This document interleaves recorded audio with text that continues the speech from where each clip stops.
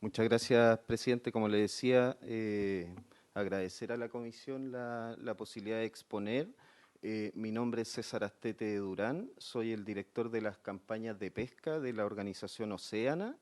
Océana es una organización de conservación marina que lleva cerca de 15 años trabajando en Chile en distintas temáticas. Y una de las temáticas que hemos estado trabajando el último tiempo tiene que ver con la actividad que se desarrolla en la zona norte del país respecto de las macroalgas pardas. Y es un poco lo que venimos a contar hoy día, el trabajo que hemos ido realizando, la importancia de esta actividad para las comunidades y las caletas de la zona norte, y también dar algunos pareceres, obviamente, ciertos sobre el proyecto de ley en cuestión.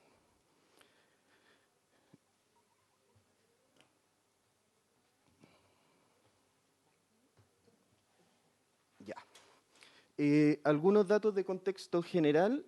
eh, yo creo que hay que tener un consenso mínimo respecto de la actividad alguera y es la importancia de las especies para el ejercicio de la actividad, no tan solo de la actividad alguera propiamente tal, sino también de otro tipo de actividades productivas que se desarrollan en la pesca artesanal, debido a que los bosques de alga representan ecosistemas estructuradores en el medio ambiente marino, lo que permite que las especies se reproduzcan, se alimenten, a veces sirve de refugio también. Entonces hay una primera, digamos, temática que nos gustaría dejar establecida, que tiene que ver con la importancia de los bosques de algas. Segundo, en los últimos años hemos ido viviendo en la zona norte un aumento de la presión extractiva sobre la alga, fundamentalmente eh, potenciado por algunas anomalías de precios que hubieron 2021-2022, donde las algas llegaron a estar a cerca de 1.000 pesos el kilo en playa, cuando su precio, digamos, fluctuante histórico entre los 300 y 600 pesos el kilo. Y digo que hay un aumento de la presión extractiva porque también ha pasado que, como otras pesquerías se encuentran en situación de sobreexplotación, las algas han sido de cierta forma una actividad que ha recibido a pescadores que provienen de otras actividades. Antes, si uno mira la zona norte nomás, una de las pesquerías, lo sigue siendo, pero la principal era la pesquería del Loco, y hoy día, de cierto modo, uno podría decir que la principal actividad es la actividad alguera en la zona norte, como número uno. Después hay una discusión que me gustaría dejar planteada solamente para efectos de lo que viene para adelante en la actividad, y es que en la actividad hay una discusión de si las algas son una pesquería o no, desde la perspectiva de cómo se administran las pesquerías. Las pesquerías en general se administran, digamos, con un enfoque mayoritario sobre los peces, y de ahí deriva el nombre pesquería, pero en la alga estamos hablando de bosques submarinos, que no tienen el movimiento, por ejemplo, migratorio que tienen algunos peces. Por lo tanto, uno podría plantearse aquí, en vez de una pesquería, estamos hablando a lo mejor de una alguería, que es una discusión que se ha ido teniendo en la zona norte para poder diferenciar también la actividad sobre, digamos, otras actividades pesqueras. Es importante decir, sobre todo este año, que la actividad alguera tiene una alta exposición a fenómenos ambientales. Este año estamos viviendo un fenómeno del Niño con características, digamos, mucho más fuertes que otros años. Ya se registran en la zona de la costa del Perú, eh, se generan varamientos masivos por el aumento de temperatura del mar, se desprenden las algas y se van acumulando en la orilla. Es importante tener esto en consideración, sobre todo en temas de política pública. Nosotros hemos visto que hay un comité gubernamental que está trabajando sobre este tema, pero creemos que hay que ponerle mucha mayor atención a lo que está pasando en algas, porque este fenómeno ambiental se está juntando con un fenómeno económico que viene de esta alza de precios y que hoy día tiene una baja considerable de precio. Entonces, en algún momento podríamos estar hablando de una crisis muy grande sobre este sector, si es que se genera lo que ha pasado, por ejemplo, en el año 98 con el Niño en la zona norte, que hubo un desprendimiento masivo de los bosques de algas de la zona. Y otro punto Perdón, relevante que no... ¿y el Digo, 2016 lo mismo o fue menos grave que el 98? fue mucho menos grave. El Fue mucho 2016. menos grave, sí. De hecho, el último reporte de efecto masivo fue el 98, donde hubo un desprendimiento casi total de los bosques de algas de la zona norte. ¿Cuánto subió la temperatura del mar el 98? No Porque tengo ahora estiman que el... puede subir hasta 2 grados y que podría ser tan o Exactamente. más grave. No tengo ahora el Ah, número, pero se lo podemos enviar no, sin problema, presidente. Y, y por último, un dato de contexto, y esto es una opinión que nos hemos ido formando en este desarrollo del trabajo, es que hay una deficiencia institucional. Y nos gustaría dejarlo planteado también a nivel de Suspesca y Cernapesca, a nivel de Suspesca fundamentalmente los recursos bentónicos en el ámbito administrativo regulatorio se ven como un conjunto.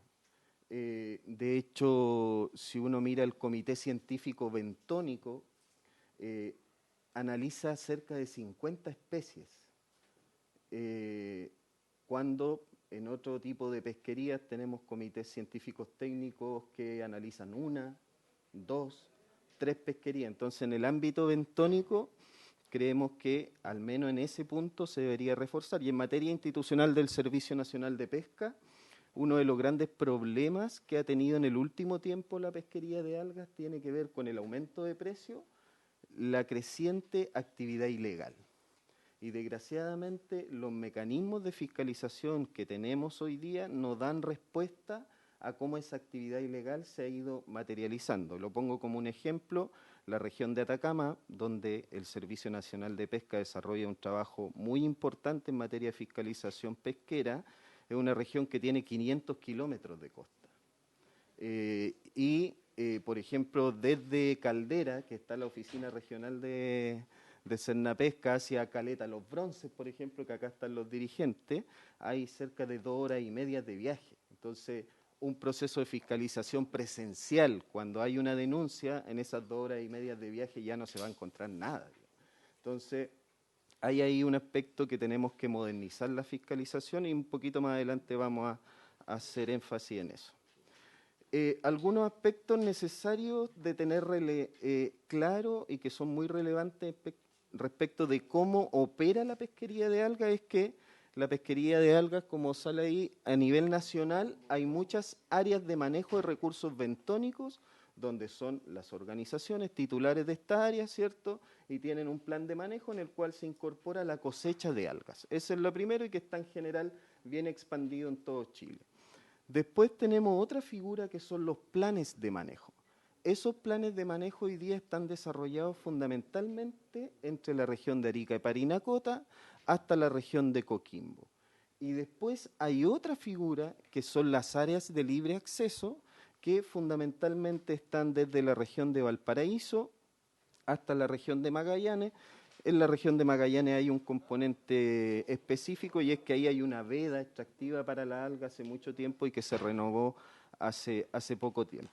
Pero esta es la forma en la que se administran la alga y es importante tener en consideración que tanto en las áreas de manejo como en los planes de manejo participan las organizaciones como titulares.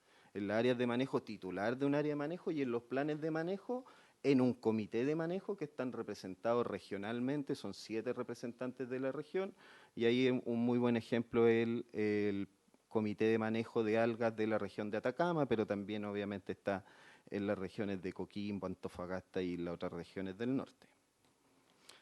Esto es solamente una gráfica, presidente, a raíz de, nosotros seguimos todas las comisiones y uno a veces asume cuando trabaja en este tema muy de adentro de que los demás también conocen lo que se hace, pero solo para tener una gráfica, ¿qué es el barreteo? Cuando hablamos del barreteo, ¿qué es? Las algas se extraen de forma activa mediante el barreteo y de forma pasiva mediante la recolección de orilla. El barreteo fundamentalmente lo que hace es un buzo mariscador con una barreta, que es una especie de chuzo, y extrae el alga desde el disco, que se llama, que es con lo que disco y va, todo. exactamente, lo que va adherido a la roca. Eso es lo que se hace en términos de la técnica de extracción. Y el utensilio, como le decía, que es lo que trae ley bentónica, esta diferenciación que aparece en la ley general de arte y aparejo. En la ley bentónica se habla de técnicas de extracción y utensilio. En este caso, la barreta del utensilio y la técnica sería el barreteo. Cuando uno mira los bosques de algas, uno se puede encontrar con este tipo de imágenes, con mucha biodiversidad, muchos peces que, como decía, se refugian. Entonces, esto es lo que uno ve antes de generar un barreteo. ¿Qué es lo que hace después que se genera el barreteo? Se genera más o menos esta imagen de que los herbívoros van colonizando los lugares y finalmente se genera una complicación para que crezcan nuevas plantas de algas cuando hay una colonización de otros seres vivos de la roca, ¿ya? Y ahí hay una discusión de qué pasa con el barreteo, si es que se puede cortar, no se puede cortar. Bueno, para efectos de eso, nosotros queremos dejar bien en claro de que las algas no existe una técnica alternativa de extracción que no sea el barreteo o la recolección. Hay estudios científicos que ha llevado adelante el profesor Julio Vázquez en la zona norte, el profesor Alejandro Pérez Mato en la Católica de Santiago, donde ellos han ido evaluando la recuperación y qué ocurre con el barreteo. Y lo que ellos recomiendan es que se haga un barreteo, pero de forma ordenada, que nos permita que un poco lo que han ido haciendo los pescadores en las áreas de manejo y en los planes de manejo, que van haciendo una cierta rotación de áreas. Entonces eso permite que áreas se vayan recuperando a medida que se van extrayendo otros, y también hay una selección de tipos de plantas, las que están más grandes van siendo cosechadas, las medianas y las pequeñas se van dejando en esta rotación para que haya una restauración. Es muy importante esto porque uno de los puntos centrales de la discusión de la ley bentónica era si se prohibía el barreteo. Nosotros creemos que no se debe prohibir, pero sí se tiene que establecer una regulación como sí avanza la ley bentónica en ese sentido. Y algunos datos solamente dejar planteado la importancia social de esta actividad. Si uno mira el registro pesquero artesanal, estamos hablando de cerca de 16.000 personas registradas en la zona norte. Recordemos que el registro pesquero artesanal, con margen de error y todo, son cerca de 98.000, entonces aquí estamos hablando entre el 16, 17 y 20% del registro pesquero artesanal que se dedica a la actividad en la zona norte. Después uno podría, de hecho, con los datos uno puede hacer análisis hasta por tipo de especie, por tipo de categoría, y de hecho, dentro de las categorías la más importante es la de recolector de orilla, y segundo vendría, digamos, la de buzo, que hace, digamos, la extracción de barreteo. En términos de participación regional, Atacama es la región número 1 en términos de desembarque, y después lo sigue Coquimbo, y ahí uno puede ver qué tipo de especies son, que son el güiro negro, el güiro palo y el güiro flotador. En términos de importancia económica, cuando uno se acerca a la pesquería de algas, lo que ve en términos de cadena de valor es algo muy difuso, que es un poco como esta imagen, pero para efectos de un ejercicio académico y de poder establecer, digamos, una estructura, uno puede ir viendo una cadena productiva en la zona norte que comienza con el desembarque, que en este caso es la recolección y la extracción, y después hay participación de una serie de intermediarios, ya sea en el transporte, en la comercialización, hay plantas de manufactura de menor tamaño, que son cerca de 94 plantas, y hay otras que son de mayor tamaño, que son cerca de 47. Es importante indicar, sí, que en materia de exportación de algas son cerca de 50 empresas y hay 3 empresas que concentran cerca del 55% de la exportación. Y las otras 47 hacen el 45% restante. Entonces, a nivel, digamos, de participación del sector de elaboración, hay una concentración entre empresas en materia de exportación, que son 3 fundamentalmente de la región de Coquimbo, y las otras hacen, digamos, el resto del proceso. Es importante decir aquí también de que hay organizaciones de pescadores que han hecho proyectos productivos que les ha permitido ser ellos los que hacen todo el proceso hasta la exportación. Entonces, de cierto modo, hacen un proceso directo, por ejemplo, en Caleta del Sauce, en la región de Coquimbo, Ellos hacen recolección, después de eso tienen una cancha de secado, tienen las máquinas para picar y con eso después hacen el ensacado y queda listo para poder hacer la exportación. Ellos hicieron, entre comillas, el proceso que hace la planta, lo asumieron ellos como un proyecto productivo. En temas de importancia económica, y le pusimos ahí una comparación necesaria, nosotros entendemos que todas las actividades pesqueras son importantes, pero a veces nos pasa que hay que tener algunos criterios de decisión. Si uno mira, esto es de las exportaciones del sector extractivo y acuícola de 2021-2022, si uno mira ahí el güiro negro solamente, se encuentra en 7º lugar, pero si uno saca lo que es de cultivo, los salmones, en este caso el chorito, la pesquería de algas es la 3ª pesquería nacional después del jurel, después de los peces pelágicos que son la anchoveta y la sardina, después viene la pesquería de algas. Y de hecho viene porque la pesquería de algas, si uno lo mira solo en millones de dólares de exportación, estamos hablando de 121 millones de dólares versus, por ejemplo, el erizo, que son 114. Están muy pegaditos, digamos, pero son las 2 pesquerías bentónicas más relevantes hoy día en términos, por ejemplo, de exportación, de utilización de empleo, de efectos territoriales y sociales, el güiro negro. A esto hay que sumarle, de hecho, el último año, algas, según el informe sectorial de Sennapesca, llegó a cerca de 180 millones de dólares. Ahí se suman los otros tipos de especies que se exportan, pero el grueso de la extracción es sobre güiro negro y ahí se suma el güiro palo y el güiro flotador como dentro, digamos, del proceso final. Finalmente, para terminar... Perdón, antes de pasar, ¿cómo va la temporada de este año? Este año, comparado con el año pasado y desgraciadamente, este año hemos tenido un problema, han tenido, digamos, los recolectores, presidente, porque el año 2021-2022 los precios, como decía, aumentaron mucho, fundamentalmente por el mercado chino, pero este año el precio bajó. Y el problema que tenemos es que las plantas tienen stock comprado a 1.000 pesos. Entonces, una forma, me imagino yo, de asumir la pérdida va a ser bajar el precio en playa. Más allá todavía. Exactamente. Entonces, hoy día, desgraciadamente, estamos con ese problema. Ayer hemos estado en varias conversaciones con dirigentes y con la institucionalidad para poder hacer una especie de simulación hasta cuándo debería durar este escenario, porque los datos de abastecimiento de plantas están, los tiene el Servicio Nacional de Pesca, los datos de precio están, cuánto se está comercializando. ¿La estacionalidad de la cosecha cómo va? ¿Temporada, verano, invierno? O sea, en general hoy día se ha estado recolectando, el otro día nomás, para contarles un ejemplo, estuvimos en Caleta el Bronce, los bronces en la región de Atacama, y ellos están hoy día con una buena oferta de algas. El problema que están teniendo es que no tienen compra. Entonces lo que están haciendo, el proceso natural es... ¿Esta es la temporada de la mayor cosecha? Exactamente.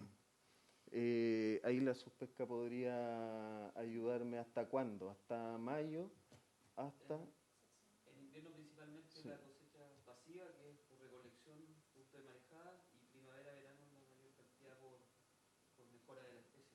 Ya. Y estamos ahora, en estos momentos, desgraciadamente, en algunas caletas sin comercialización de algas. Y en otras con comercialización, pero con precios muy, muy bajos. Lo que ha hecho que algunos pescadores digan, no voy a comercializar ahora y voy a guardar un poco para cuando esto se normalice.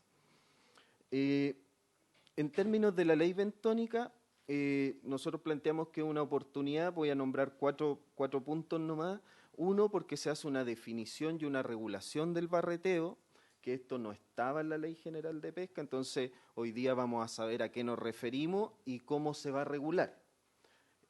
Nosotros, de hecho, creemos que un buen punto el que hizo la Cámara de Diputados en términos de pasar de una prohibición a una regulación, porque, como les decía, no existe otra técnica de extracción que no sea el barreteo. En este caso, una técnica activa de extracción.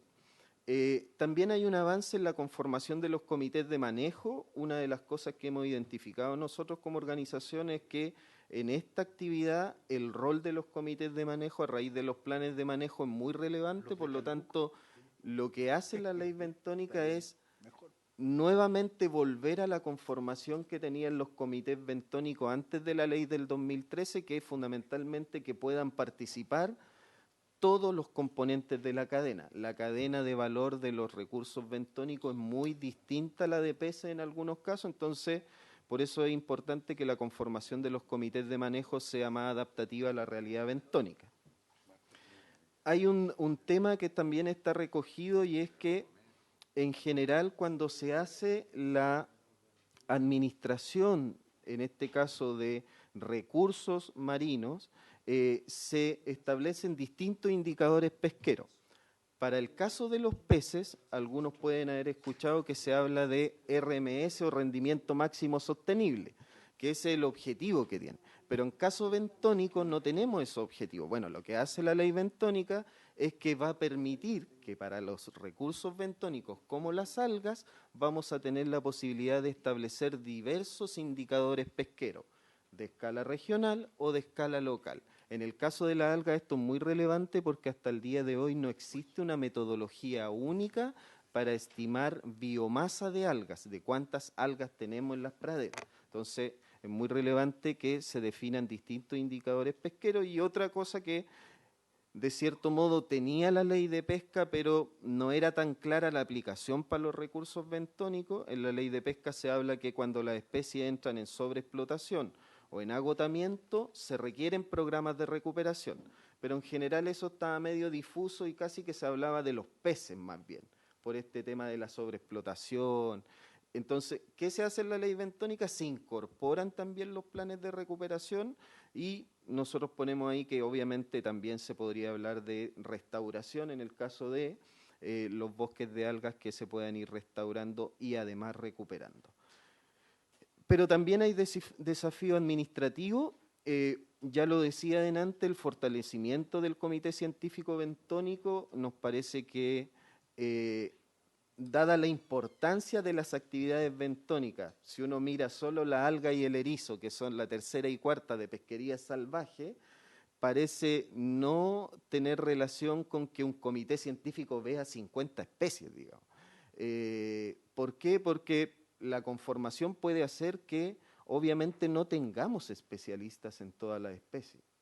Entonces ahí hay un desafío administrativo, a lo mejor ver que el Comité Científico Bentónico tenga vinculación. Yo no sé cuáles pueden ser las vinculaciones con el Ministerio de Ciencia, hay muchos núcleos milenios relacionados a los... A la investigación bentónica, entonces ahí hay algo que administrativamente se podría ver. También, como decíamos delante, mayores apoyos y recursos para hacer la pesca. Cuando aumentó el precio, uno de los puntos críticos de la actividad fue la actividad ilegal y se requiere tener mejores sistemas de modernización.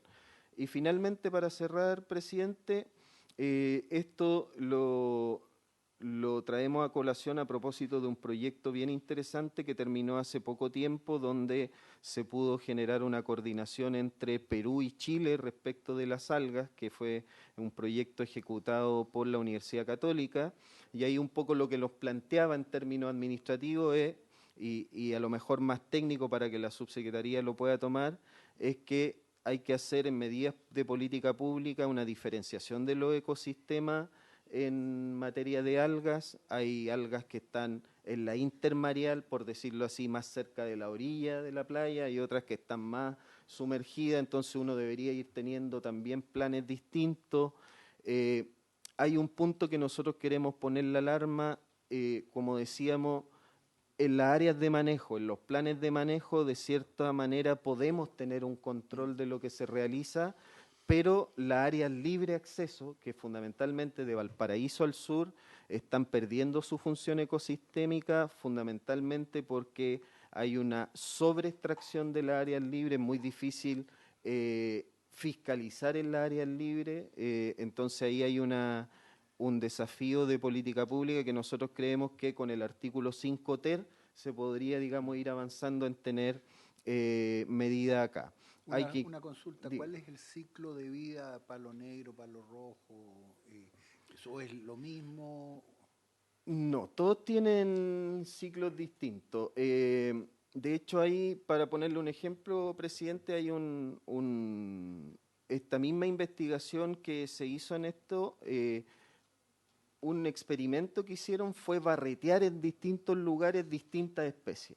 Arras. Exactamente. Entonces fueron viendo cuánto se recuperaba en cuánto tiempo. Entonces hay algunas especies como el güiropalo, por ejemplo, que puede recuperarse, por decir algo, entre 4 y 7 años, el güiro negro que se recupera a lo mejor en un tiempo más prolongado, pero desde el punto de vista académico y de investigación se han ido haciendo esas simulaciones y también los pescadores lo tienen súper claro. Aquí anda Erham, que es de Maitencillo, en la comuna de Canela, y ellos tienen un área de manejo de 52 hectáreas y lo que hacen en esas 52 hectáreas es ir haciendo rotación, considerando los tiempos de recuperación de cada una de las especies. Entonces esos son buenos ejemplos que uno puede ir tomando para que la pesquería de algas sea sostenible en el tiempo.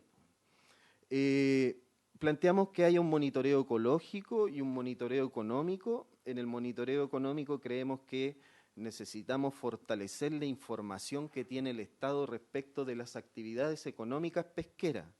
Hay muy pocos datos de cómo funcionan los mercados pesqueros. Ahora, con lo que pasó con China, tuvimos que hacer una serie de averiguaciones para llegar a ese dato de que en China había habido un problema.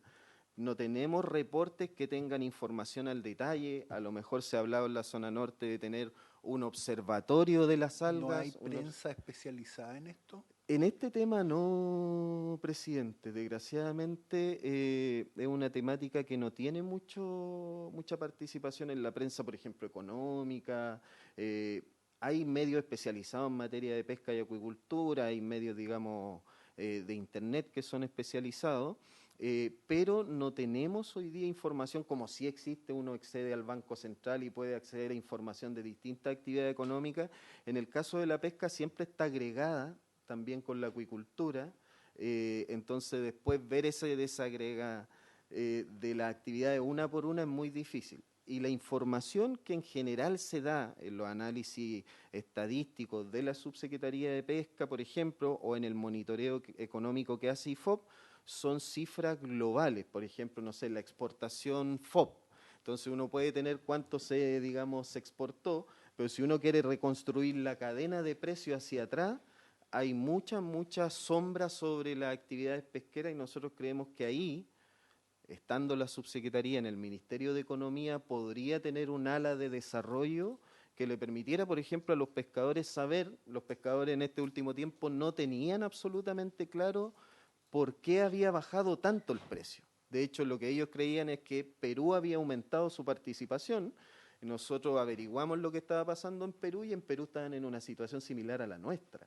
Entonces nosotros requerimos tener mayor información para análisis, pero también para la toma de decisiones en las caletas respecto a cómo se comercializa el alga. Entonces ahí hay muchas organizaciones que no tienen este acceso a la información y ahí nosotros creemos que debería ir poniéndose cada vez más información a disposición de las comunidades. Descentralización en la toma de decisiones. Como decía, los comités de manejo en materia bentónica han sido súper buenas herramientas y creemos que hay que ir cada vez más tomando en consideración lo que ellos plantean. Ellos están en el territorio continuamente, ellos están, digamos, haciendo un monitoreo a veces hasta ambiental de lo que está haciendo su actividad económica. Entonces hay una descentralización en la toma de decisiones que tenemos que tener. Y finalmente, para actividades que tienen tanto impacto ambiental, que son tan dinámicas, hay que tener un concepto que se ha ido utilizando mucho en el mundo para la gestión pesquera propiamente tal, y es que es el manejo adaptativo, que nosotros tengamos la posibilidad de que la institucionalidad pueda tomar decisiones rápidas respecto a lo que está ocurriendo en el medio ambiente. En este caso, en materia de alga, a veces tenemos, yo diría, una cultura casi estructural de que todo quede en la ley, de que todo está vinculado a un reglamento, a un decreto, pero cuando estas cosas están pasando en el medio ambiente y están pasando, digamos, en lo inmediato, se requiere una forma en la cual la institucionalidad tenga algunas facultades para operar. Desgraciadamente antes hemos visto que no la ha tenido. En otro ejemplo, en algún momento, solo para señalar, en algún momento en la región de los lagos aparecía atún, pero nadie podía capturar atún en la región de los lagos porque no lo tenían inscrito. Si uno tuviera una posibilidad de tener una facultad administrativa que pudiera operar en estos casos para cualquier pesquería, podríamos ir avanzando hacia ponernos también en estándares internacionales respecto a esto. Y finalmente solo les dejo ahí, nosotros hemos estado desarrollando una serie de investigaciones, de análisis. Esta es la primera etapa de un trabajo que hicimos en las caletas de Pisagua, Bahía Chasco, Chañaral de Aceituno, Punta Choro y El Sauce.